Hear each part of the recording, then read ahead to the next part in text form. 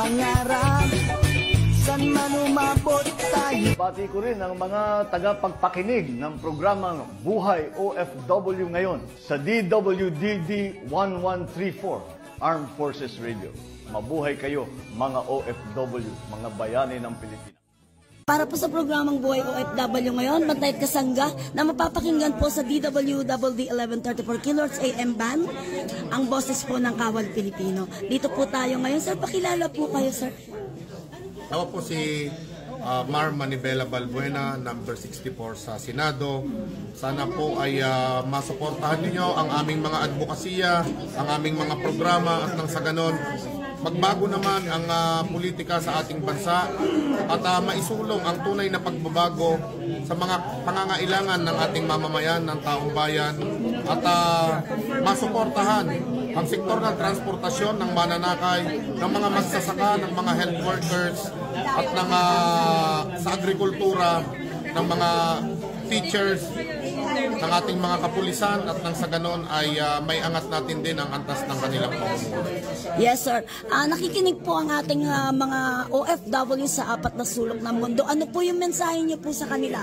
Sa ating mga mahal na OFW, maraming salamat sa pagsisikap ninyo. Talagang sinakripisyo ang pamilya upang mabuhay at matulungan at maiangat, mapag-aral ang ating mga anak, ang ating para sa kanilang kinabukasan. Mag-iingat po kayo parati at nandito lamang po kami. Yes, maraming salamat po, sir. And good luck po sa inyo. Mabuhay po.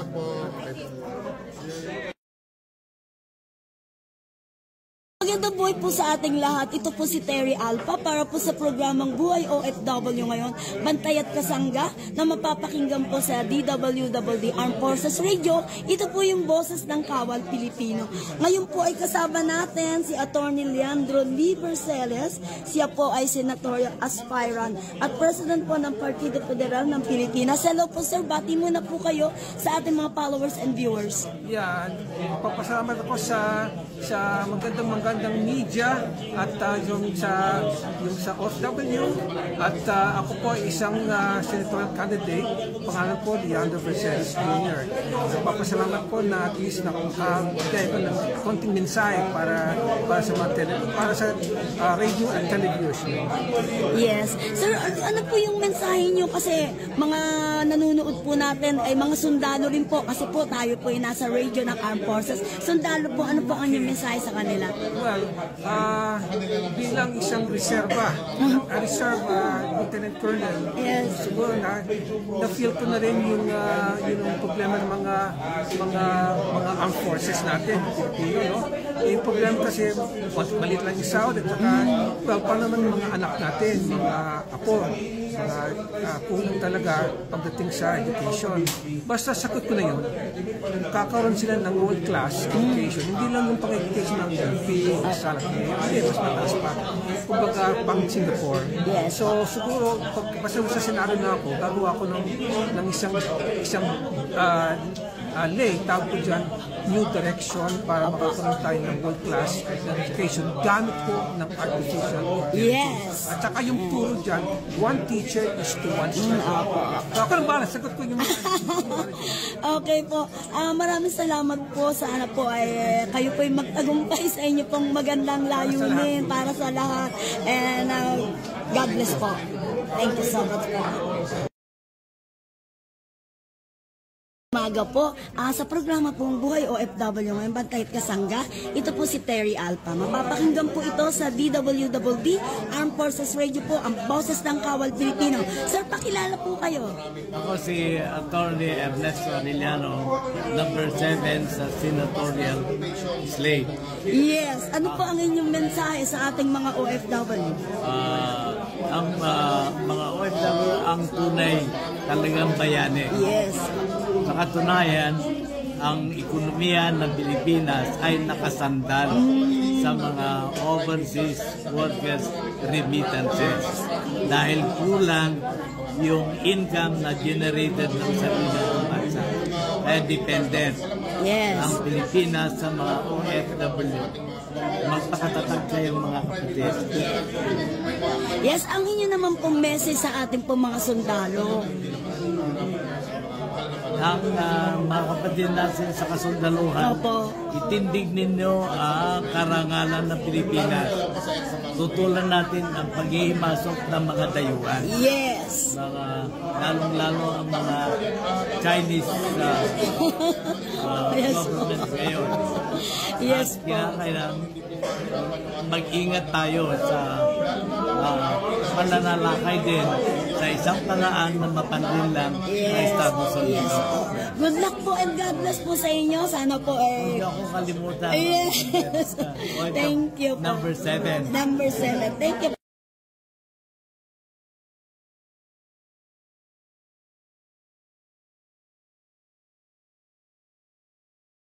Inisa-isa po natin yung mga bisita natin ngayon para hindi sila sabay-sabay.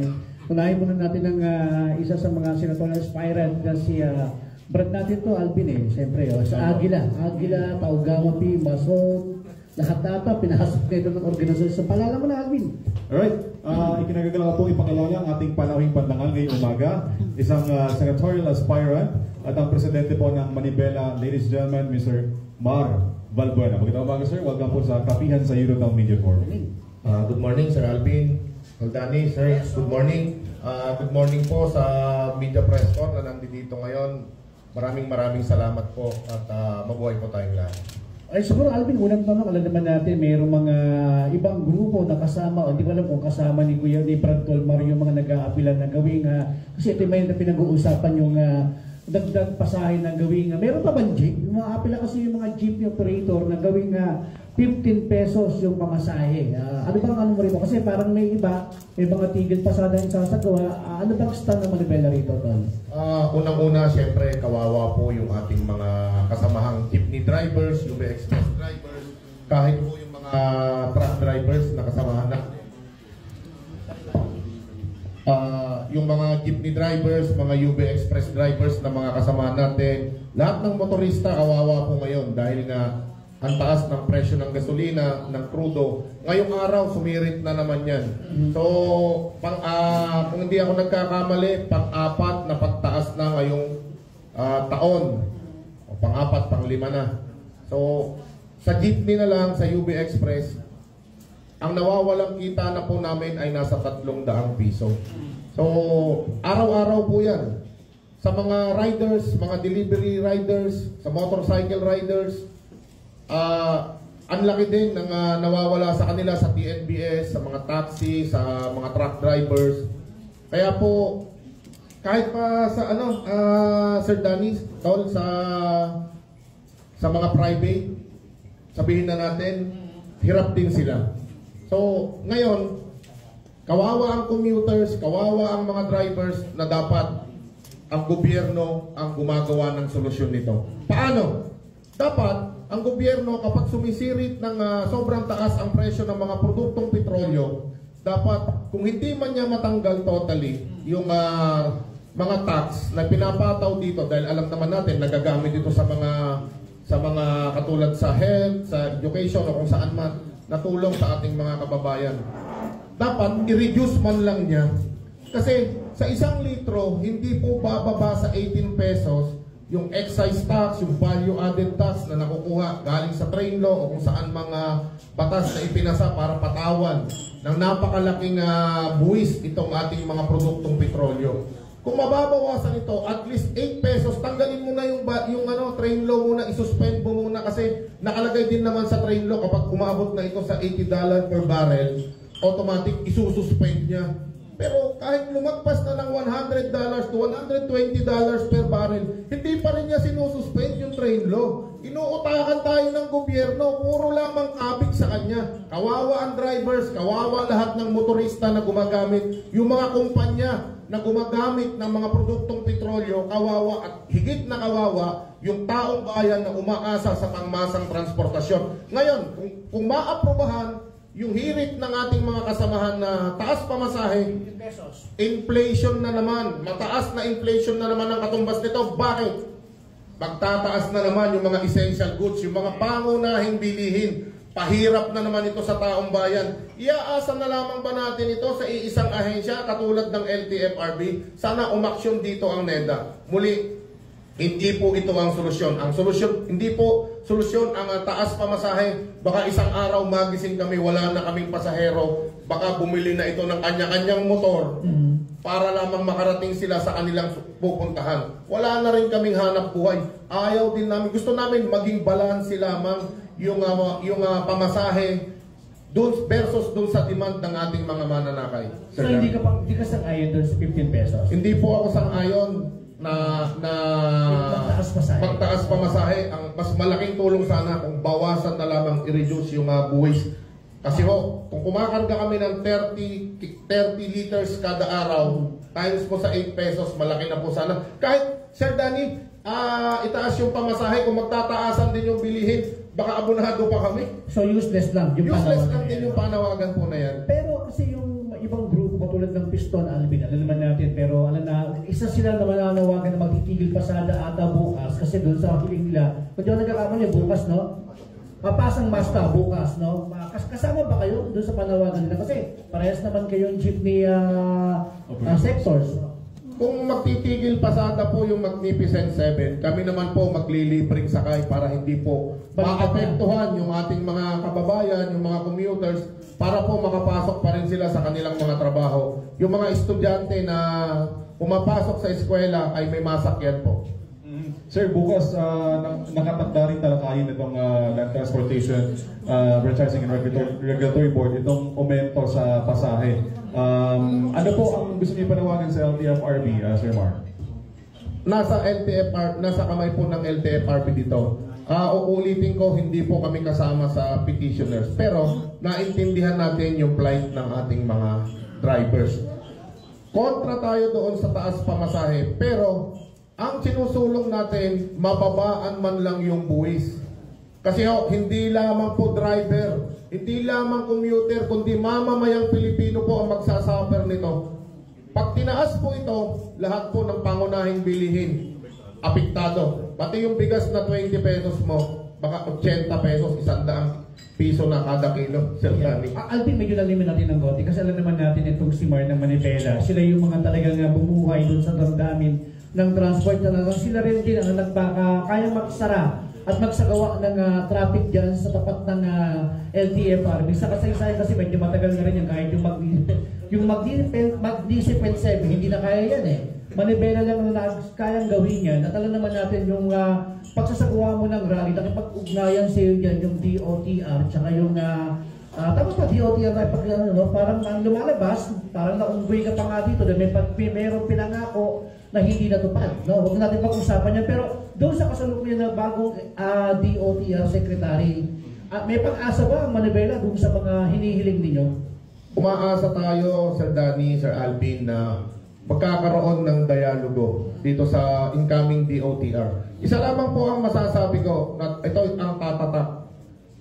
Yung mga nasa DOTR, nasa gobyerno na gusto kaming i-phase out, si Secretary Bautista at yung kasamaan niya ngayon, wala na. Mauuna na silang mape-phase out kesa sa mga jeepney namin.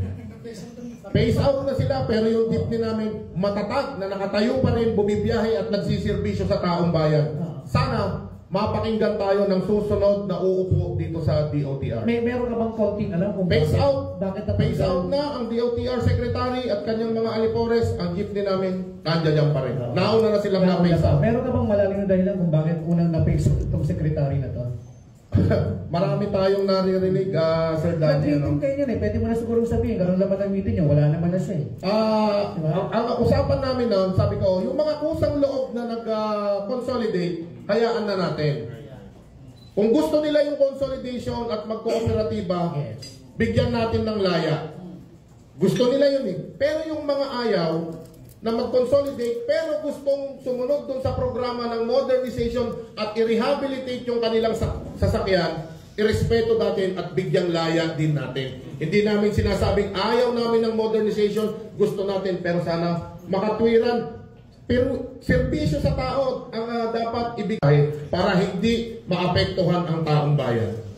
Sir, balikan natin si bago talagang DOTR Chief, no? Dati siyang BCDA Chief or Basis Conversion and Development Authority Chief.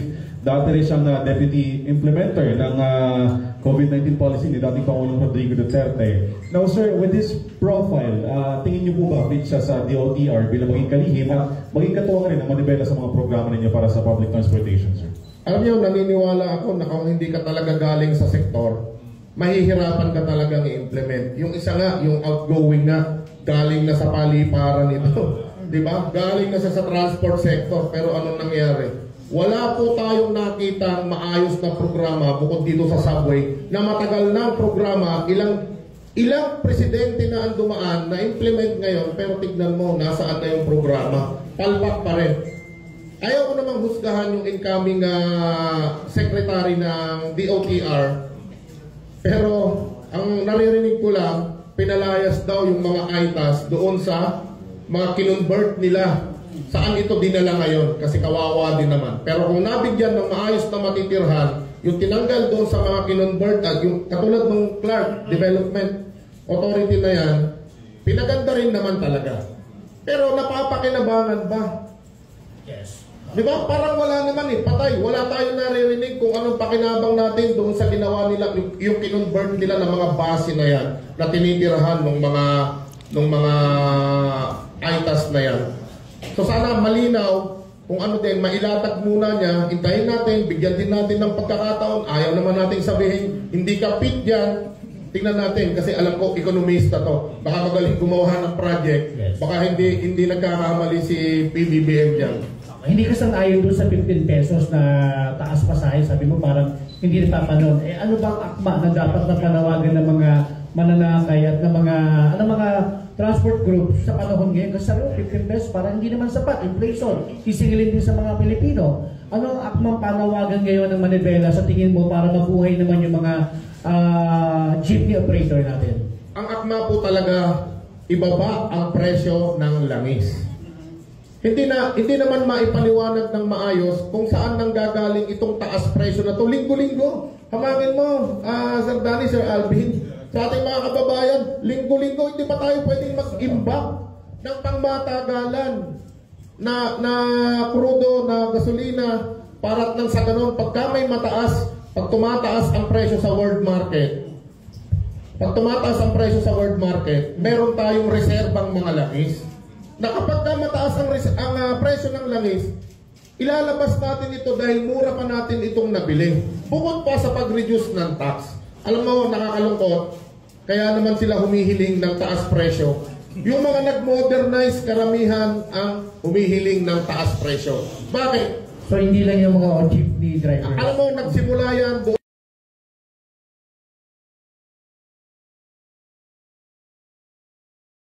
Hindi naman talaga napapakinabangan ng taong bayan. Ginagawa ninyong mangmang at walang dignidad yung ating mga kababayan, binibigyan nyo ng limos imbis na matatag na trabaho ang ibigay natin sa taong bayan. So hindi kayo maportun, sir, sa mga binibigay na AIX saka iba pang programa galing sa mga mambabatas? Kung ito po ay inilaan sa programa na makakapag-multiply ng mas matatag na trabaho para sa ating mamamayan, na hindi na sila nawawalan ng dignidad sa pamamagitan ng abot-abot ng isang advocate ng mga sektor ng transportation para makipagsabayan ka doon sa mga malalaking grupo ng ating tumatakbo senador. Alam niyo, Sir Danny, maraming salamat sa pag-imbita at mailatag natin yung ating mga programa. Hindi man kami bilyonaryo.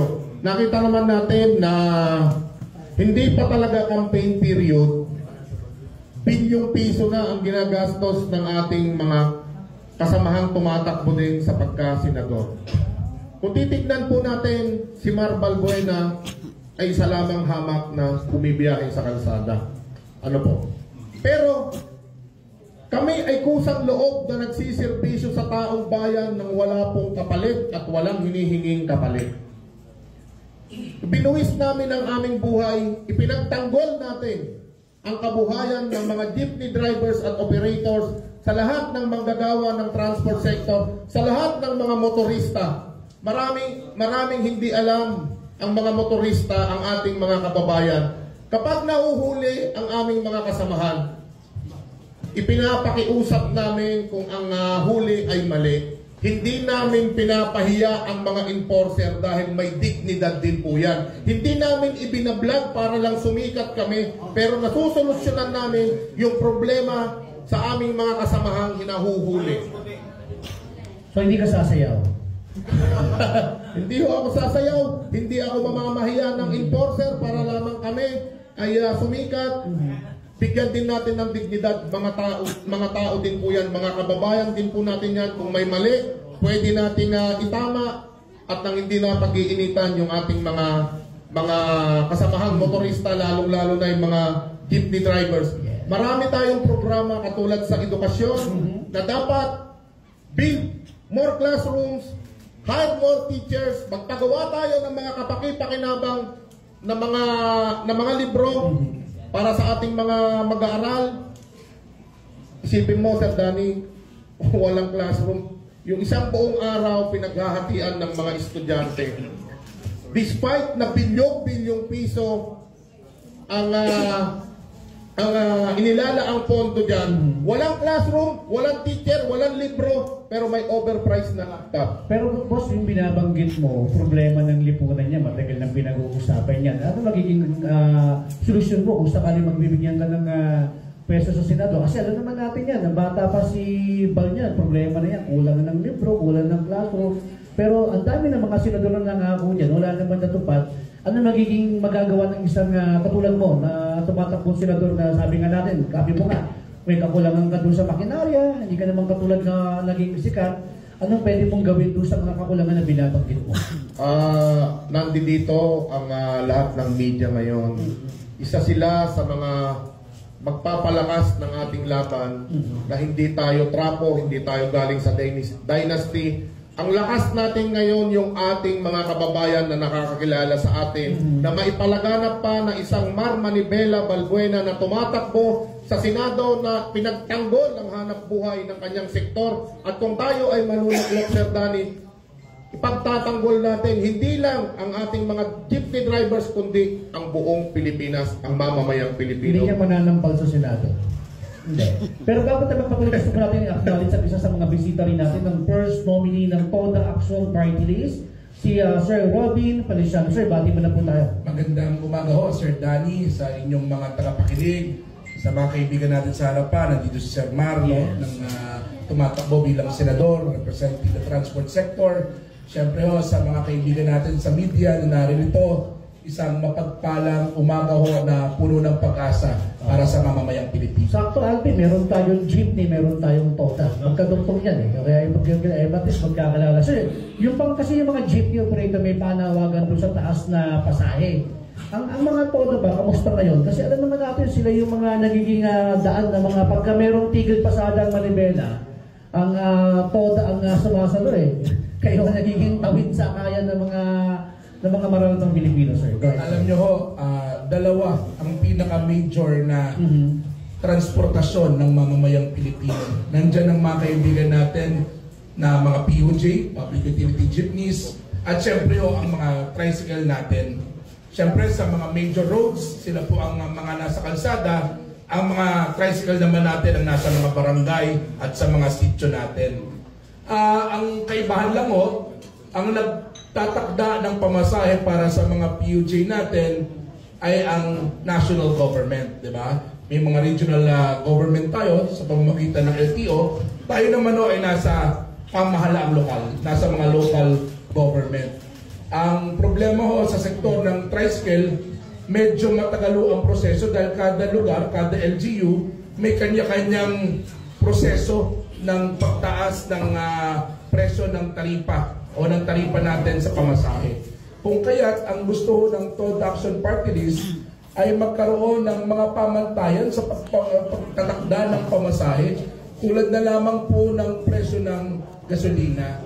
Alam mo natin ngayon, dahil sa train law, 10 piso po kada Magna Carta. Pero may laban pa rin po sa Senado. Pero nung binasa ko yung Magna Carta, medyo nakukulangan pa ho ang sektor ng tricycle sa mga nilalaman nito ukol sa benepisyo. Gusto ho natin yung pagkakaroon ng SSS, PhilHealth at Pag-ibig ay maging klaro ho sa mga tricycle driver. Meron ho kasi doon sinabi na gumawa ng proseso o mekanismo para magkaroon sila ng SSS, PhilHealth at Pag-ibig. Ang problema ho ng mga tricycle driver ho natin, hindi tulad ng isang regular na employer, meron ng counterpart ang mga employer sa pagbibigay ng SSS, PhilHealth at Pag-ibig. Ngayon ho ang nangyayari, voluntary contribution. Tumataas na ho yung premium ng SSS, ng PhilHealth at ng Pag-ibig. So, ibig sabihin ho, hindi ho afford ng mga tricycle driver natin yung mga pababayad ng mga premium nito monthly dahil ang inuuna nila yung pagkain muna sa kanilang mga tahanan, baon ng anak, pambayad sa kuryente, tubig, yun muna yung mga top priorities nila. Kaya sa akin ho dito, nagkwenta ho ako kada araw. Kung ang isang ordinaryong tricycle driver kumukonsumo ng 4 na litro ng gasolina sa isang araw, 10 piso doon kada litro excise tax, that's 40 pesos a day. Kukunin nyo ho yung 12% noon ng ating litro ng gasolina, so more or less mga 8 pesos, so 75 pesos a day ang binabayad sa gobyerno ng isang ordinaryong tricycle driver. Pag minultiply mo ito sa 30 days, almost 2,500 pesos. Pag minultiply mo ito sa 12 months, in 1 year, ang isang ordinaryong tricycle driver ay nagbabayad pala ng buwis na 25,000 pesos annually sa gobyerno. So parehas lang din ang kanilang obligasyon sa gobyerno. Parehas lang. Marami pa ho ang mga tax evaders na hindi nagbabayad ng buwis. Pero itong mga maliliit na tricycle driver na to, 25 mil kada taon. Walang kagatol-gatol, bayad sa kagad. Kasi kada karga mo ng gasolina, nakapatong na doon ang buwis. Pero ni Singkong Dulen, wala hong benepisyo ang sektor ng tricycle. Kung kaya't meron itong Tao Action Party List ngayon, na tunay na representasyon ng mga tricycle driver, alam ang problema nila, isusulong ang mga solusyon sa pamamagitan ng maayos na konsultasyon at dialogo. Panagsama talaga yung jeep tsaka toda, umiinit. Ang init na ang init din, biglang uminit kayo na malamig. Talagang, alam mo, ang pagdating sa... Makakasama din po natin ngayong umaga ang isa po sa mga labor advocates at abogado po ng labor, isa rin po senatorial aspirant, si Attorney Ernesto Arellano. Magandang umaga, Kare. Welcome po sa kapihan sa Eurodown Media Forum. Good morning, sir. Magandang umaga. At makakasama rin po natin ngayong umaga ang isa rin pong abogado at senatorial aspirant, Attorney Lee Verceles. Good morning, sir. Welcome po sa kapihan sa Eurodown Media Forum. Magandang umaga sa inyo lahat. Lee Verceles, isang senatorial aspirante. Okay. Si Sir, dating congressman niya ng Catanduanes, 3-term naging congressman, naging 2-term governor ng Catanduanes siya. No? Bicol ba? Pero siyempre kanina pinag-uusapan natin na Alvin, yung problema ng... Ito'y consequence ng isang sistema na kung saan kontrolado ng iilan ang takbo ng ekonomiya at ang takbo ng politika dito sa bansa. Kaya ang framework na ginagamit namin ay yung saligang batas mismo na lilikhain ang layunin ng national economy na lumikha ng isang kalagayan na kung saan merong makatwirang pagkapantay-pantay na ibibigay o ipagkakaloob ng ekonomiya sa lahat ng mamayan sa oportunidad na umunlad. Pangalawa, makatwirang pagkapantay-pantay ng pagbabahagi ng kayamanan ng bansa at makatwirang pagkapantay-pantay ng income ng bawat sektor sa Pilipinas. Paano isinasagawa ng ating pamahalaan itong framework na nakatakda o inakalahad sa saligang batas? Narinig natin yung hindi maubos-ubos na listahan ng problema ng tricycle drivers at problema ng transport workers. Ganon din, hindi rin maubos ang listahan ng problema ng mga formal labor Ang formal labor, sinasabi sa saligang batas, living wage. Pero ang minimum wage dito sa NCR ay higit na 100. Pero ang living wage ay 1,300. So, nasa sistema. Meron lang pinalipad ng lower house na magkaroon ng legislated increase na 200 nang nagreklamo na ang samahan ng mga kapitalista. Pero kung titingnan mo sa report ng Manila Overseas Club sa kanilang dyaryo, ang 2024 ay isang napakaganda para sa pag-unlad ng kapital. So ito yung hahanapin. Ang problema natin, ang Kongreso mismo ay dominated ng mga family dynasties na may control sa economy. So pinipigilan. So ito yung panahon, itong 2025 election ay dapat umpisa na lansagin ng istruktura ng ating politika at istruktura ng ating economy. Sa Senado, halimbawa, natatakbo ko, 80% lang, 80% kontrolado na ng family dynasty. Mananalo man ako, iisa lang ako. Kung meron pa dalawa, minorya pa rin, mga kapatid. So hindi ho kayo asang-ayon doon sa ito? Ilang dekada na ganun pa rin yung problema natin. Post-EDSA, ganun pa yung problema natin. Paulit-ulit. Yung sinasabi po nila, lack of political awareness. Sinasabi nila, political dynasty. Isa lang yung problema dyan eh. Mag-isip tayo lahat. Yung edukasyon ng tao, yan lang eh. Ayusin mo yan, ayos na lahat. Sa baba lang. Kailangan may educate sila lahat. Pagka ganyan, yung political awareness na yan, isang mawala yan. Yung mga political dynasty, mawala yan. Kasi matuto yung tao, magboto ng dapat yung kwalipikado ng leaders.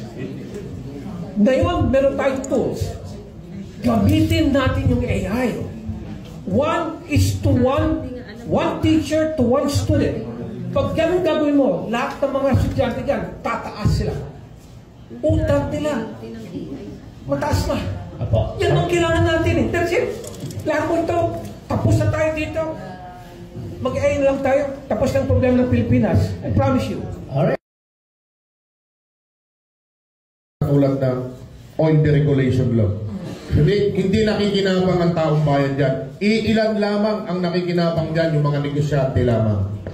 At yung nasa jeepney, nasa pampublikong sasakyan, pampublikong transportasyon, may tinatawag ako ng Balbuena Act sana. Para Manibela Balbuena. Ano yan, sir? Ito yung PUB Industrialization, PUB Local Industrialization Act na dito gawin sa ating bansa. Yung mga PUB na gagamitin, katulad ng jeepney, katulad ng mga UP Express, na hindi inaangkat sa China. Isipin mo, yung Coast Guard natin, binobomba ng mga Chinese Coast Guard. Tapos doon pa rin tayo kumukuha ng jeepney na ipapasada rito. Sinasakop na ng China yung dagat natin, pati ba naman yung kalsada ng mamamayang Pilipino, China pa rin, Chinese pa rin ang makikita mo. Sir, yung batas na binabanggit po, anong pakinabang ng bansa doon? Ang pakinabang ng bansa doon, dadami ang mga magkakaroon ng trabaho dahil dito na gagawin sa atin. Hindi na lalabas yung pera natin, dito na sa atin gagawin. Makakatulong sa mga latero, sa mga mekaniko, sa lahat ng mga pintor, lahat po ng manggagawa sa mga sasakyan, makikinabang po dito. Magke-create po siya ng mas marami pang trabaho para sa ating mamamayan. Yan ang number 1 na gusto kong isabatas. At nang sa ganon, mag-create na ng maraming trabaho at makakatulong sa ating mamamayan na panatili pa natin yung kultura natin. Dahil ito yung national identity natin, itong jeepney, tapos tatanggalin mo. And then yung excise tax, yung train law na to, dapat, andyan na yung batas, kailangan lang ipatupad kapag ka umaabot na doon sa ceiling o sa cap na pagka umabot na sa $80 per barrel, automatic suspended yung train law. Hindi natin pinatutupad ito, puro kabig lang sa gobyerno. Nakikita natin ginawa yung batas na to, hindi balanse. Isang side lang ang nakikita natin, kahit nakalagay na dun sa batas na to yung mga provision na dapat i-cancel na o i-suspend yung train law, yung excise tax sa langis kapag umaabot na dun sa ceiling, pero hindi natin ginagawa. Okay, so Mga kasamahan natin, ipapalaganap. May mga nakakakilala, maraming nakakakilala, pero hindi nila alam na tumatakbo akong senador. Ang alam nila, tumatakbo ako bilang party list. So sana, itong mga susunod na mga araw, mga buwan, masabi natin na isang Mar Balbuena na nagre-represent ng transport sector, ng mga motorista, ng mga mananakay, ay tumatakbo bilang isang senador. Yung chances of winning natin, malaki. Kung ang taong bayan ay magkakaisa na iboto yung mga karapat-dapat at mga bago naman na talagang subok na nagservisyo sa taong bayan. Hindi itong mga mayayaman ang siniservisuhan, yung kutsara lang nila at tinidor na ginto. Hindi po ang mamamayan. Ang siniservisuhan yan, yung kanilang mga interest, kanilang mga negosyo. Kaya po, lahat yan, makita mo, ultimo subdivision, kanila. Pag nanalo po ako, lahat ng bukid hindi magiging subdivision. Hindi po kayo magiging Robin Padilla. Pagila mo po. Liver lover po yun eh. Kami pong mga driver, sweet lover. Mapagmahal sa sambayan ng Pilipino, mapagmahal sa mamamayang Pilipino, mapagmahal sa bansa, mapagmahal sa mga manggagawa, sa mga estudyante, all walks of life, mahal po natin yan. Kaya driver po, sweet lover. Basta driver. Nakapagtanggol ng inyong mga asawa, ng mga inaaping asawa. Hindi na pala sweet lover. Hindi lang po kami sweet lover. Pero totoo ba yun, dati yung driver daw, maraming asawa. Ngayon, isa na lang asawa. Isa na lang po ang asawa. Kasi, nakakaroon